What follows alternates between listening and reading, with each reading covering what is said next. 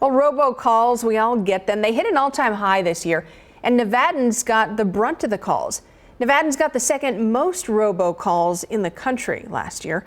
Fox 5's Cassie Milnerick tells us why Nevadans could be a target for scammers. Well, Christine, research shows us that robocallers actually called Nevadans more than 560 million times last year. We were second only to the state of Maryland. And while those calls are no doubt annoying now, a new law could help bring some relief to cell phone users.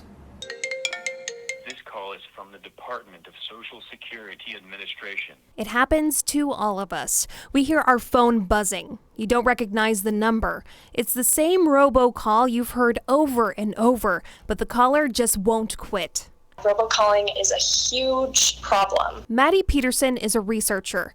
She works for Let's Talk, a company that studies phones, phone plans, and phone trends. She and her colleagues calculated every state's estimated number of robocalls for 2019. It pulled data from the Federal Trade Commission. It also enlisted the help of robocall blocking company UMail. Last year to this year, robocalling has grown by 22%, which can amount to more than 30 billion calls per year. Here's how the states stacked up. Maryland came in at number 1, followed by Nevada, Colorado, Delaware, and New Jersey. Alaskans were the lowest on the list. They got about 45 calls total last year.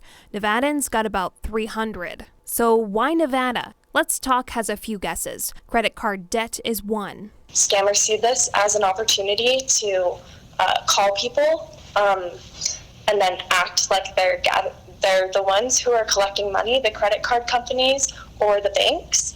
Nevadans also had a large number of complaints filed, meaning more Nevadans are reporting the callers than other states. And reporting can help, especially when a good chunk of those calls are scammers.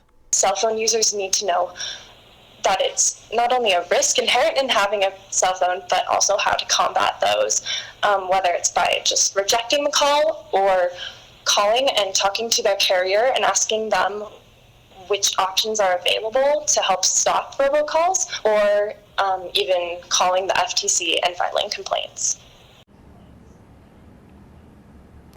And President Trump actually signed in a new law this week to help take a stand against these robocalls. It's called the Traced Act, or the Telephone Robocall Abuse Enforcement and Deterrence Act. It passed through Congress unanimously. It's going to mean that those wireless providers are going to have to authenticate calls as they're coming in. Reporting live from the control room, Cassie Milnerick, Fox 5 News, local Las Vegas. Nevada Attorney General Aaron Ford is working with the Federal Trade Commission to try to stop those robocalls on the state level.